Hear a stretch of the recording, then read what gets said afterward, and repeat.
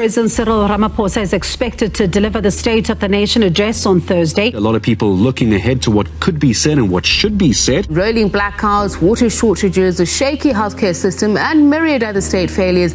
Others say this is the cost of corruption and negligent leadership. He had all these grand promises, and a couple of years later, everybody's looking at the president going, but what is actually being done here? There's still so much that you promised before, could not fulfill. Why should we trust anything new? Eskom's broken promises on load shedding are catching up with the utility. Why are we still in this mess? All we get as the general population is that things are going to get better, they will try their best, but there doesn't seem to be any political will to deal with the Eskom crisis once and for all. There seems to be no end to rising food costs in the country. It now costs more than ever to survive. That's a simple fact. If he does not acknowledge the depth of our crisis, South Africans will not believe him. It's unacceptable that we have to bear the brunt of mismanagement. It's highly unacceptable, and we stand here in absolute anger. The president needs to put concrete plans on the table at SONA and say, this is what we're going to do, this is when we're going to do it by. He should focus on really giving us a practical plans of what is going to be done.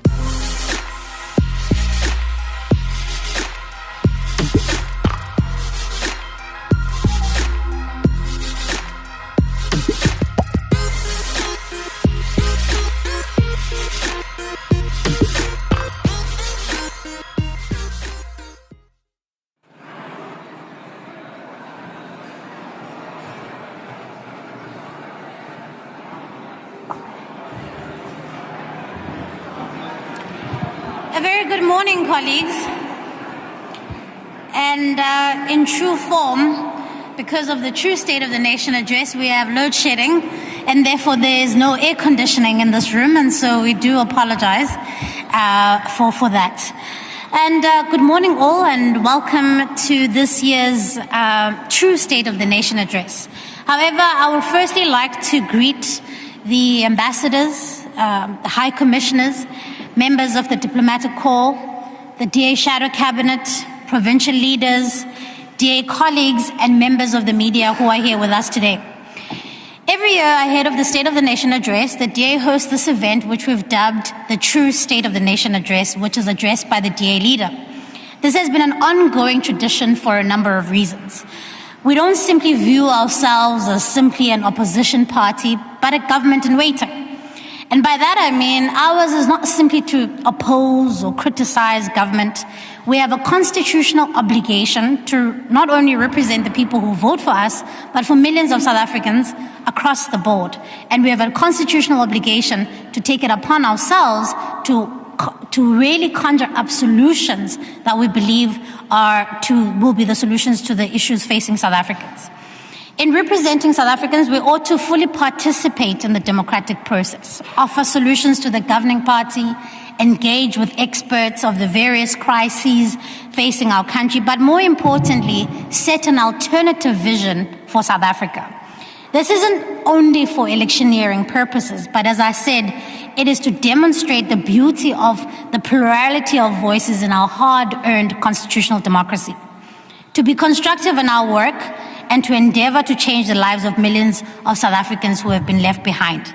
The 30 million people who continue to languish in poverty, the millions who continue to form part of the unemployment queues, and those who are rapidly losing faith in the democratic process. So this event, colleagues, is important for that very reason.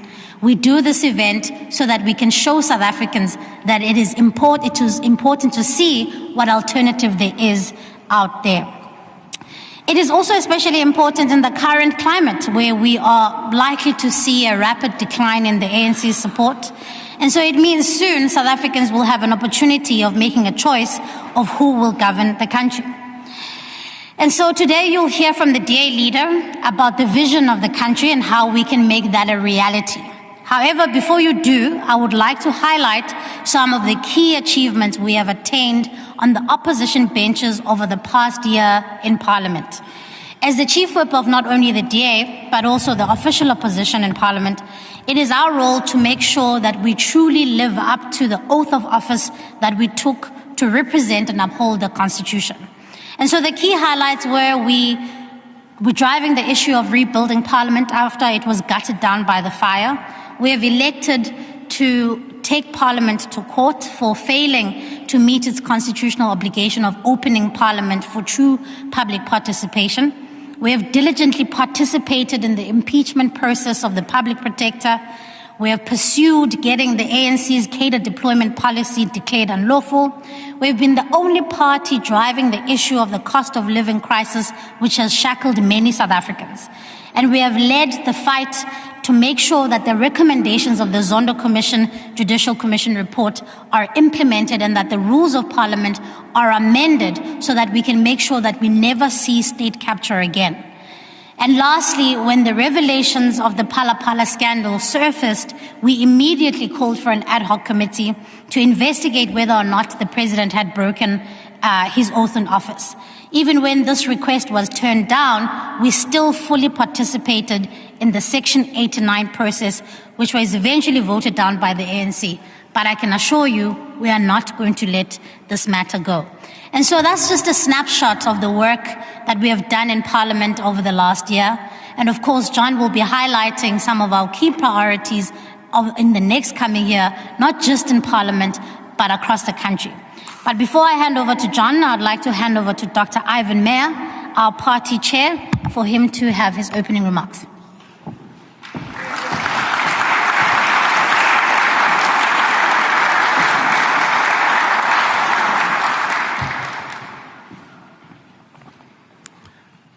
Thank you to our Chief Whip, to our colleagues and friends here this morning, Your Excellencies, Ambassadors, High Commissioners, Consul Generals, Honorary Consul Generals, Heads of Missions. On behalf of the Democratic Alliance, I want to welcome you to this true State of the Nation address. But we also have in our presence our Deputy Chief Whip, Dr. Annelie Lotriet, and I would like her to please stand because next time you're going to see us, we will be in the Union buildings.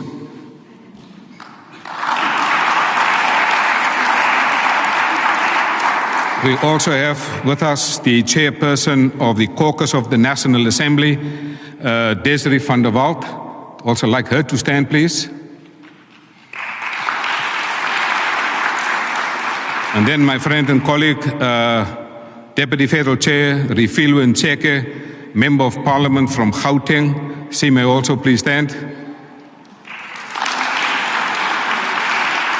And then Mr. Thomas Walters, our Deputy Chairperson of the Federal Council. Thank you, Thomas. The others may be seated. Our Shadow DA Minister for International Relations, Mr. Darren Bergman, thank you for your presence. All members of the DA Shadow Cabinet who are here, I'm very pleased that you are also here because during the COVID-19 pandemic and now during the electricity pandemic, John Steenhuisen convened the Shadow Cabinet, and I'm particularly pleased as they are seated here because this is the engine room of making sure that we navigate through this difficult and complex period of load shedding, and I will say something more about that. But I'm also particularly happy and pleased that we have our three provincial leaders also present here. Firstly, Jane Sithole from Mpumalanga.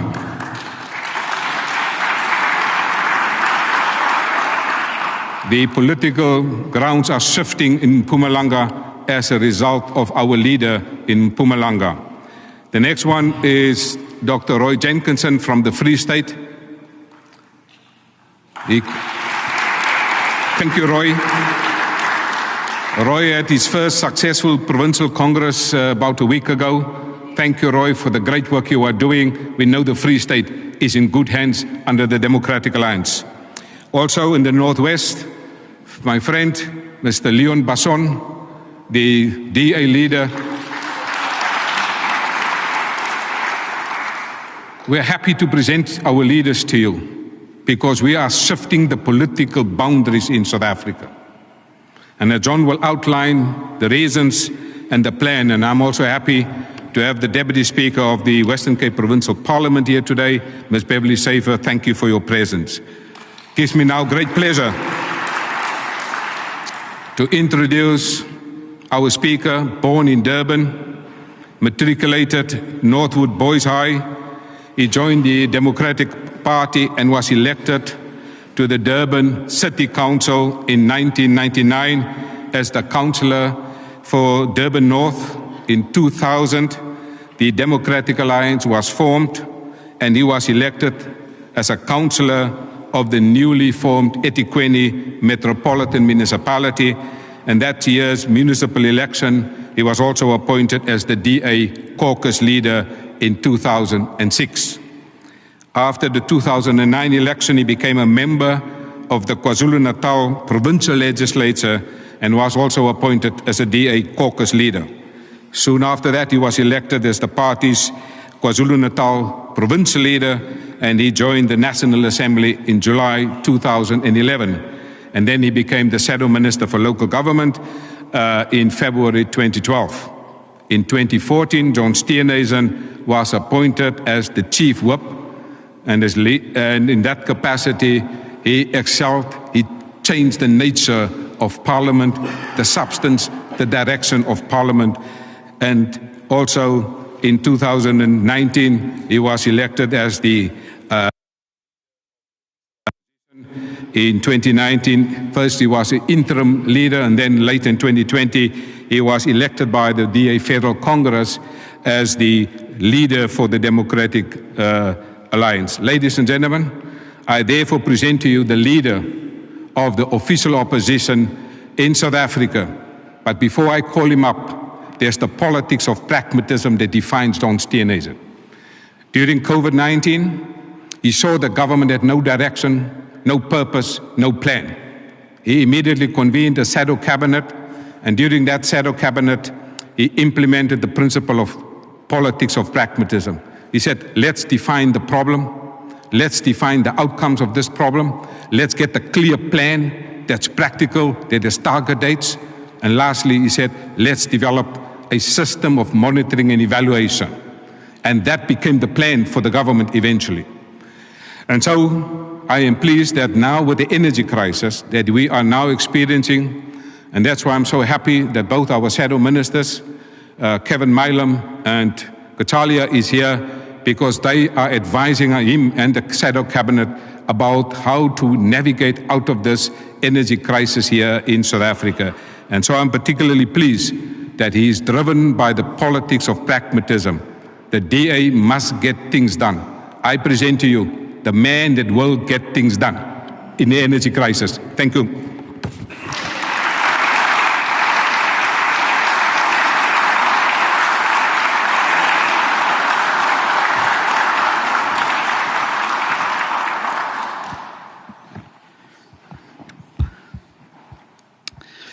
Ladies and gentlemen, distinguished guests, members of the diplomatic corps, the leader of the Democratic Alliance in the National Council of Provinces, Kathy Labuskaghni, members of the media, fellow colleagues, fellow South Africans. For those of you who are here today from out of town, welcome to the mother city on a beautiful summer's day. I hope you're going to enjoy your stay here in the DA-run city of Cape Town, because there really is no better city to visit at the height of summer. A bit of aircon would have been nice, but this is the reality that we find ourselves in, the real state of the nation. But the truth is that since the people of the city elected a DA government in 2006, Cape Town has come to represent so much more than just a beautiful tourist destination. Cape Town, along with other places where the DA enjoys an outright majority, most of the Western Cape, Midvaal in Gauteng, Koga in the Eastern Cape, and more recently, Umgedi municipality in KwaZulu-Natal, provide a glimpse into what South Africa could have looked like after nearly 30 years into our democracy. In the midst of the accelerating collapse of national government in cities and towns and services around us, all best exemplified by the permanent load shedding that we now find ourselves in, Most people are very, very concerned about the trajectory that the country is currently on. Polling from the Social Research Foundation that was released recently showed us that over 70% of South Africans feel that the country is moving in the wrong direction. The Ipsos poll has that figure slightly higher at 74%. Yet alarming as these figures are to us as South Africans, they also enable us the opportunity to pose a counterfactual question. How would South Africans have felt about the future if the whole country was heading in the same direction as Cape Town, Midvaal, Umgeni, Kocha, and other places that have a solid DA majority? How would international investors have looked at South Africa if the national government did not tolerate corruption and embraced the private sector as a partner in the growth and jobs agenda, just like the Western Cape government does? What would South Africa's global reputation have been if we had sided with Ukraine and the free world against Russian aggression, like all DA governments have done? And while I do not suggest for a moment that DA governments are perfect, they certainly are not, I'm confident that most people would be far more hopeful about South Africa's future if the national government delivered honest, quality services at the same level that the Western Cape, Midvaal, Umgeni, and other DA municipalities do. And rather than being in danger of becoming once again the skunk of the world due to the ANC's support for the criminal invasion of Ukraine, I suspect that our country's global standings will be trending upwards if we had done the right thing by standing up strongly against Russian aggression. You are allowed to clap.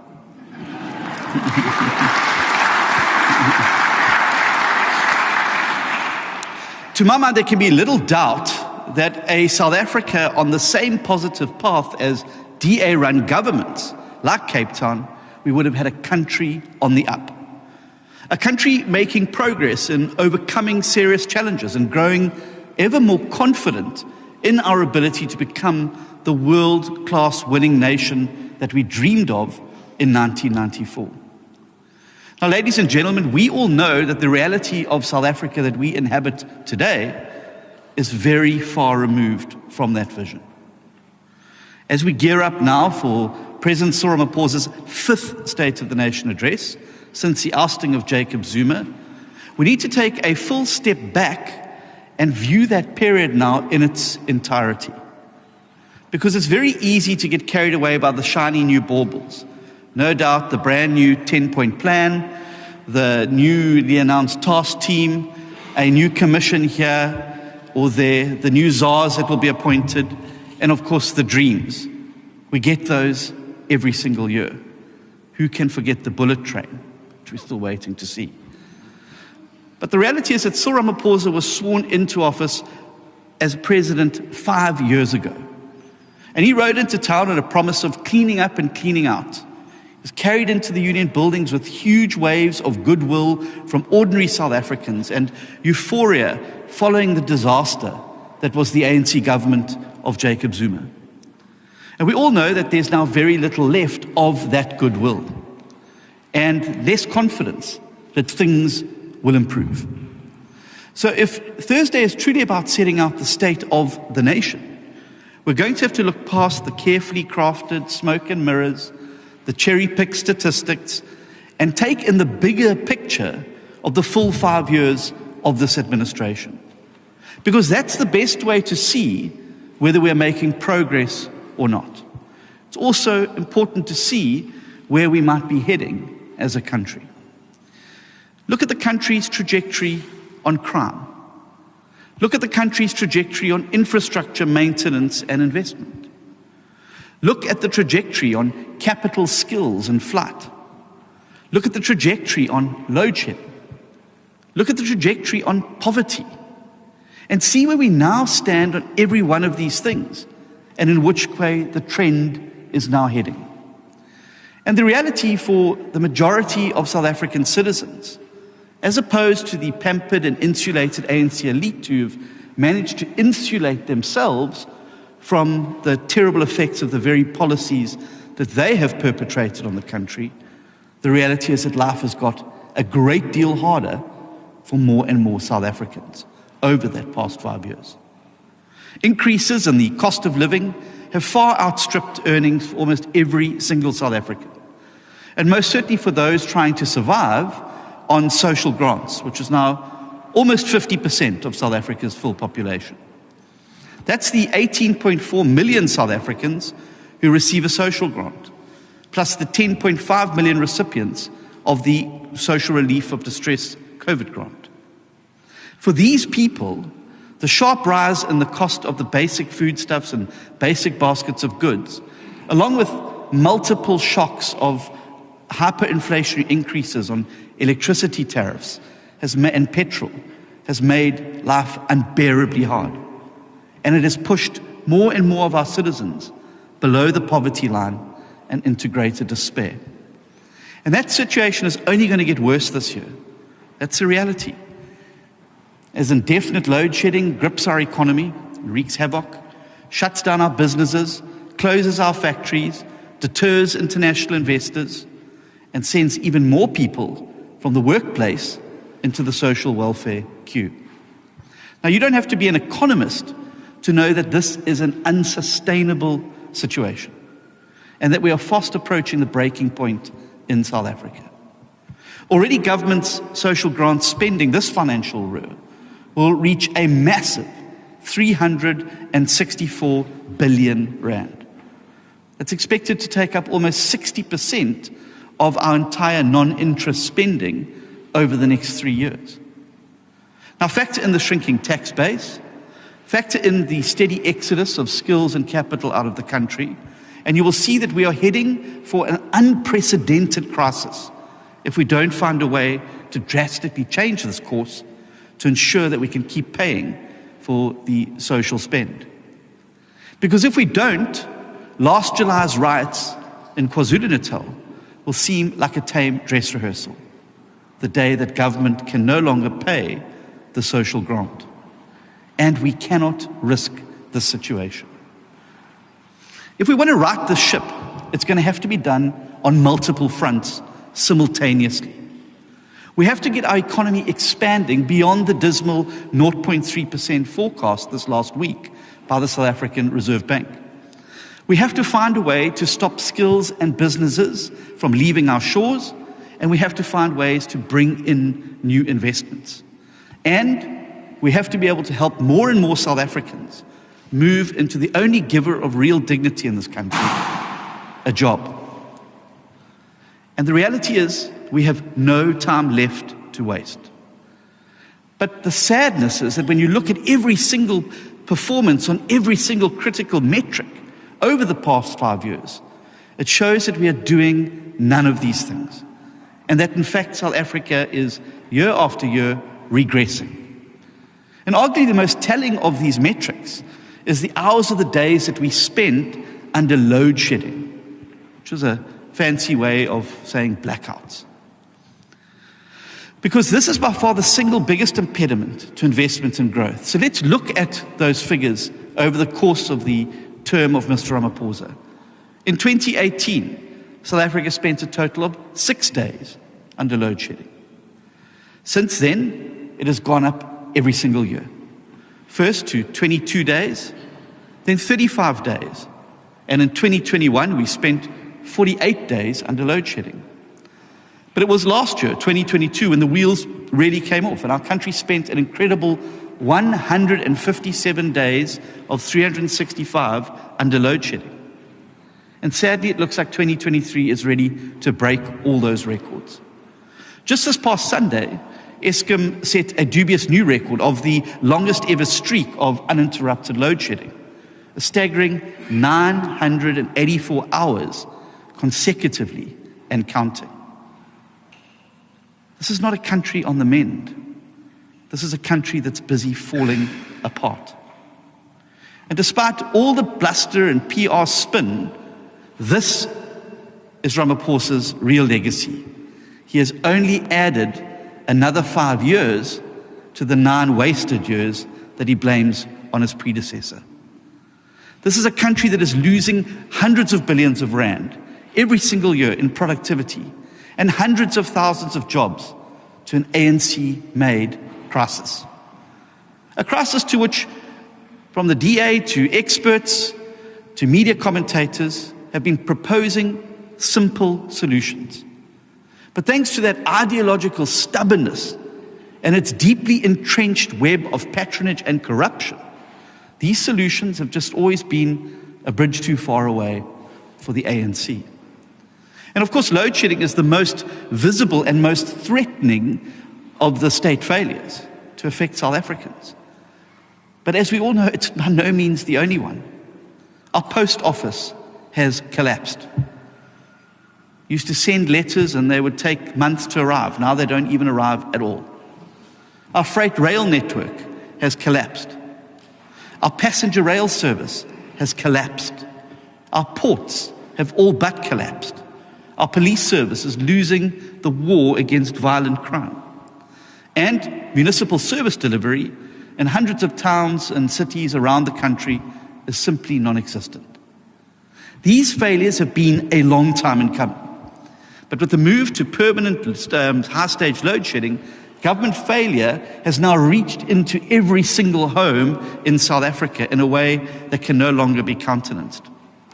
So for many people who have packed up and left the country, Eskom's collapse was for them the final straw.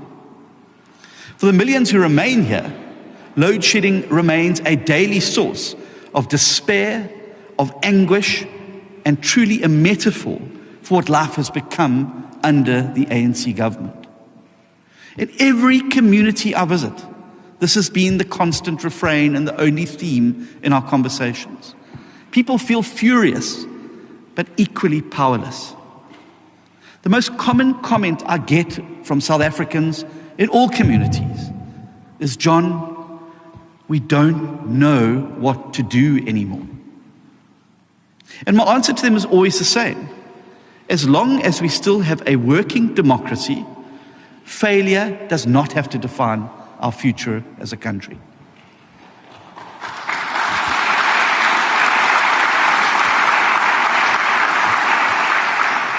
And thanks to our democracy, we still have a way out of this mess. Right now, the people of South Africa are facing the biggest fork in the road in a generation.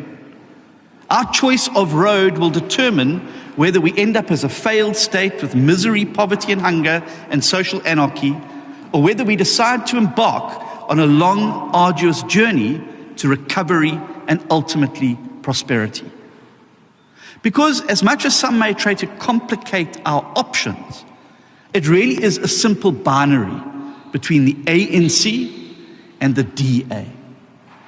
This is why the question of how different things could have been if the national government operated along the same values and principles and lines and experience of DA-led local and provincial governments. And that's why it's so much more than just an interesting thought experiment. It is, in fact, the most single important question we must consider if we want tomorrow to be better than today. And that's because, as the 2024 election fast approaches, the DA offers the only credible alternative road and way forward for our country and for our citizens. And let's be clear about it. What the DA offers is better. It is better. And you need not look much further than right here in Cape Town, where residents are already protected from 2 stages of load shedding. It's thanks to DA policies that Cape Town is set to be the first city in the country to start buying electricity from businesses and households. And while hundreds of megawatts of privately produced power projects are on the way to end load shedding here before anywhere else in South Africa.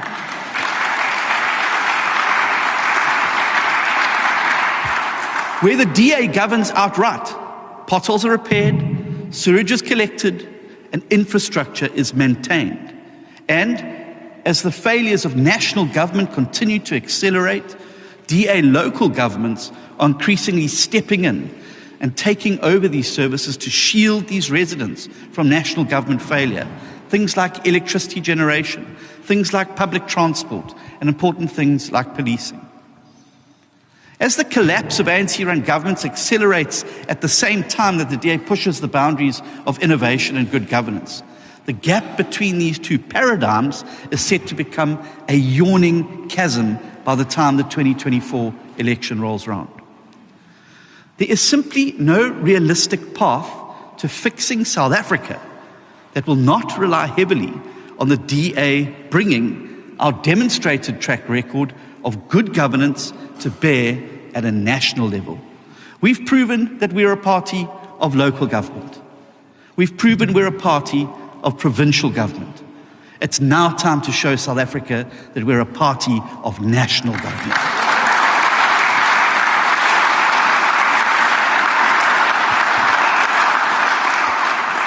And in fact, there are only two realistic scenarios for what South Africa's future could look like. As much as people may try to complicate and obfuscate and pour smoke into the experience, before we look at those, I want to emphasize the word realistic in the previous sentence. There are only two realistic scenarios for what South Africa could look like.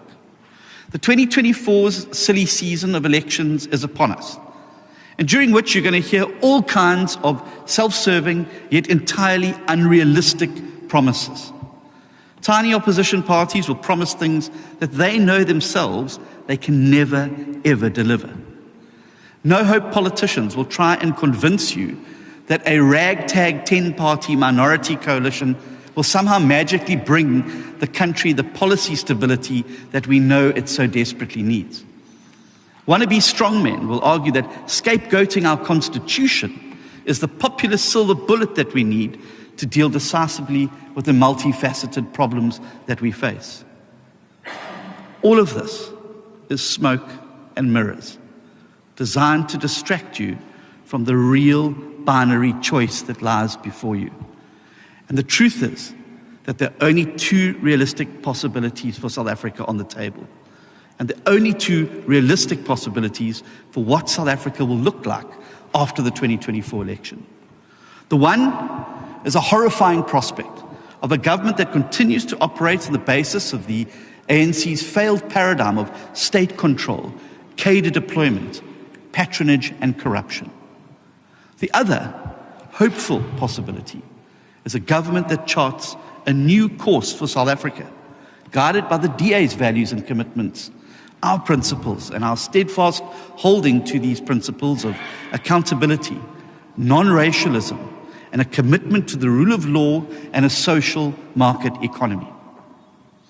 I want you to just think about it with me for a moment. Just think about it without the noise, and you will truly see that these are the only two real prospects for the future. On the one hand, the election result sees the ANC scraping together a 50% majority, and that obviously means more of the same downward trajectory we've been on for the last 5, the last 9, the last 15 years. Corruption will continue unabated as the ANC continues to practice their disastrous policies like cadre deployment. The government will continue to regard private enterprise with hostility, to hold monopoly over critical levers of our economy, and to provide substandard education services and substandard and inhumane healthcare services. And as a consequence of that, load shedding will continue, poverty and inequality will continue to grow and rise, and accelerated capital flight will turn South Africa into an isolated basket case.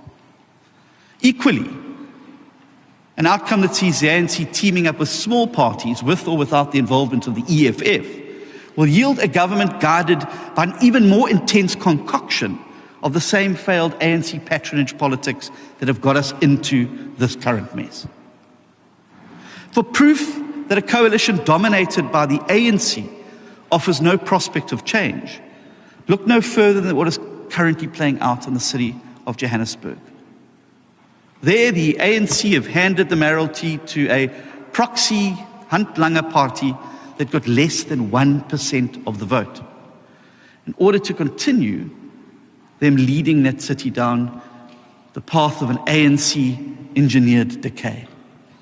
While Johannesburg is nominally led by a mayor from another party, the reality is it is once again under the control of the same old ANC-style policies. In effect, it is an ANC government in a slightly different guise. In a scenario where the ANC scrapes together an outright majority in 2024, or where it teams up with other proxies like the EFF and small parties, we will simply walk faster down that same road to ruin that we are already on, because there would have been absolutely no course correction. In this scenario, what we will get after 2024 will fundamentally still be a government dressed in yellow, just perhaps wearing a red beret and an orange pair of socks. That's what you're going to get. On the other hand, we have the other realistic and far more hopeful option. This is an option of a government guided by the same DA values and principles that have put a place like Cape Town on a fundamentally better trajectory than all ANC-run governments. While the exact configuration of this new DA government built on DA values and principles is hard to foretell, any such majority coalition will, by definition, feature the DA as the anchor tenant. This will be a government dressed in blue. And I'm sure the next 14 months will feature intense speculation about what our next national government will look like. But there is one thing that we can all be certain of already. That new government will either be led by the ANC or to be led by the DA.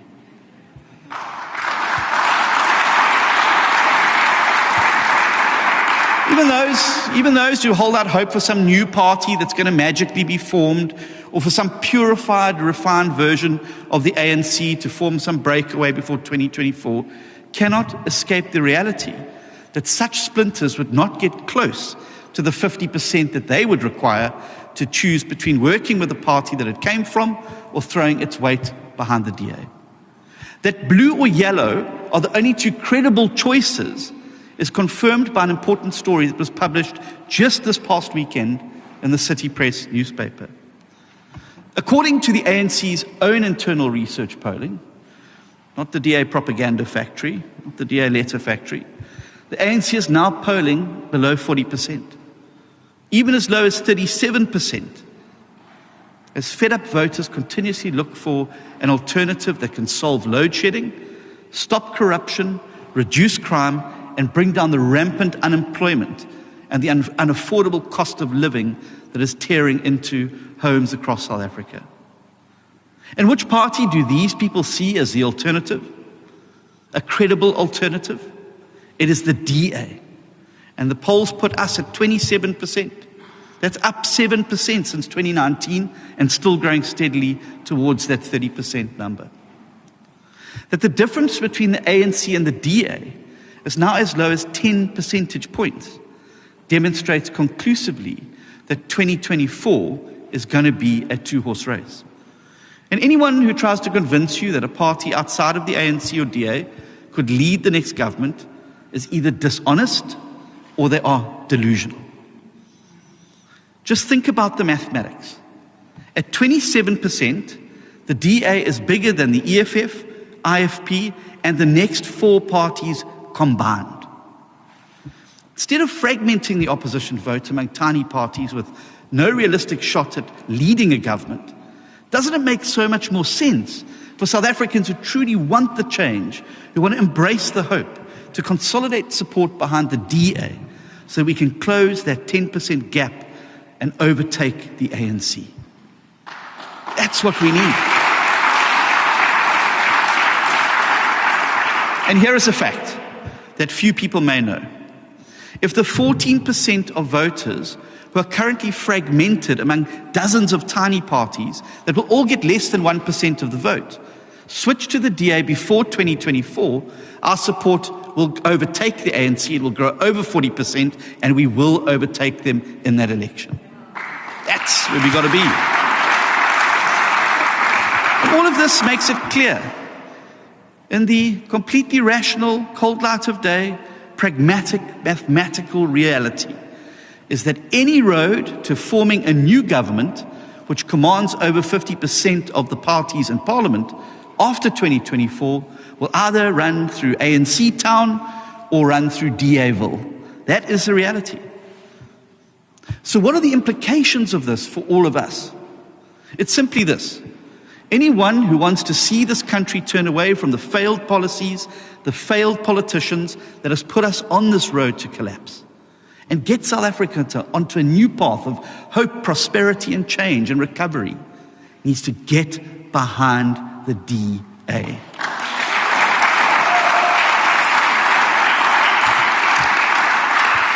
And there are promising signs that a majority of voters are ready to dump the failed yellow way in favor of a blue new way. Analysis conducted by the Social Research Foundation last year showed that the underlying societal shift required to bring about such profound change is already taking place. For the first time ever, it was the DA that came out as the number one choice for all voters when it came to effective service delivery, clean governance, good policies, and ensuring accountability. At the same time, the ANC was most associated with breaking promises, only caring about itself, and being anti-poor. So clearly the DA's work over these past 3 years to take on the issues that matter to voters is starting to pay off. Through our campaigns to reduce the cost of living and end cadre deployment, devolving policing powers away from the national to competent local and provincial governments, to improve basic service delivery, to beat back load shedding where we govern, we are winning over more and more people from all backgrounds. This too is reflected in the SRF research, which shows that by far the DA has the most diverse support base of any party, drawing support in equal amounts from all major demographic groups. Support from all major demographic groups. And it shows that the DA has now overtaken the ANC as the largest party in urban South Africa. So taken together, the DA has put in place the necessary ingredients to ensure that the whole of South Africa embarks on a fundamentally new path and a fundamentally better path that has led to places like Cape Town and the Western Cape succeeding. Now what remains for us is to take this message of hope across the length and breadth of the country in the lead up to the 2024 election. The DA is going to knock on doors all over the country, bringing this good news and this message of hope and change, and demonstrating to people that where you change your vote, you can change your life. And the plans to do that are already at an advanced stage. But it is not only voters who need to confront the clear binary choice that we now face as a country, and that fork in the road with those two very clear paths and those two very clear destinations. Business people, international investors, diplomats, media commentators, and members of civil society organizations will also have to make a choice about the future that they want to see. So if you're in a position of power, wherever you may be, you have a responsibility to help this country make the right choice out of those two options that lie before you. Change is in the air, and our future is on the line. Influential members of our society must not be bullied or intimidated by the withering ANC to try and browbeat them into silence. So I call upon everybody in this room, and I call upon everybody across South Africa to use your democratic right to freedom of speech, to take a stand in favor of the DA leading a national government in 2024. And I'm convinced that the majority of you will ultimately agree with the shifting voter sentiment that offers the DA as the only credible way out of the deep hole that South Africa finds itself in.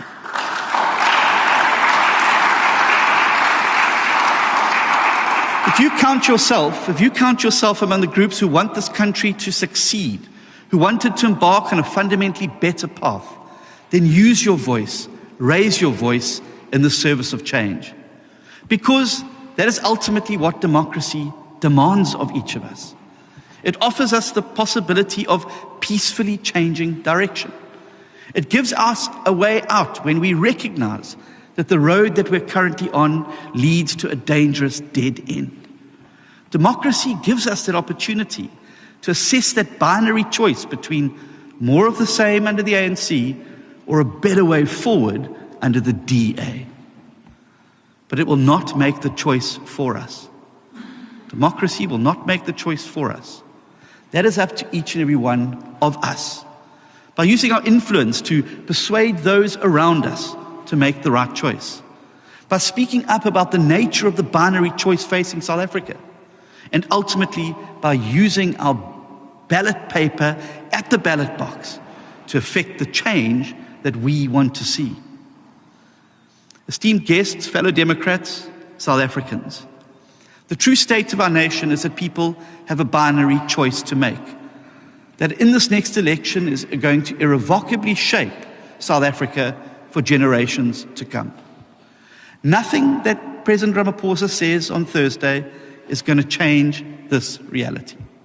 In fact, it is Ramaphosa that has taken us down this path of failure over these last 5 wasted years, during which time the country has gone rapidly backwards on almost every conceivable metric. The truth is that he has had his chance and he spectacularly blew it. The future of this country, good news, is that the future of this country is no longer up to him or to his party. History has overtaken Cyril Ramaphosa. The future now rests with the people of South Africa. And it's up to each and every one of us to find our voice, strengthen the only party with a credible, better alternative for South Africa. That party is the DA. And in 2024, we must form a new government built around the same values and principles that have put places like Cape Town onto a better path.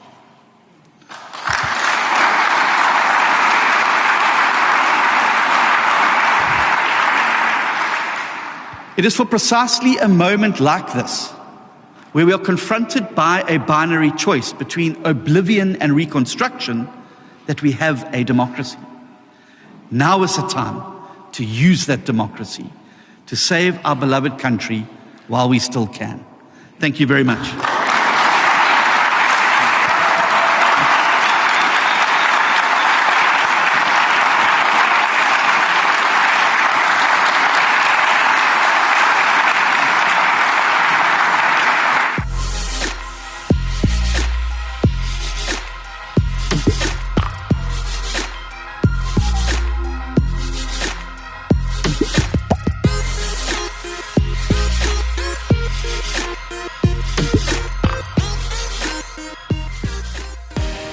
Watching. Like and follow our page on Facebook. Follow us on Instagram and Twitter. Subscribe to our YouTube channel and hit that notification bell. Tell us what you think in the comment section. And please, like and share our videos with your friends and family.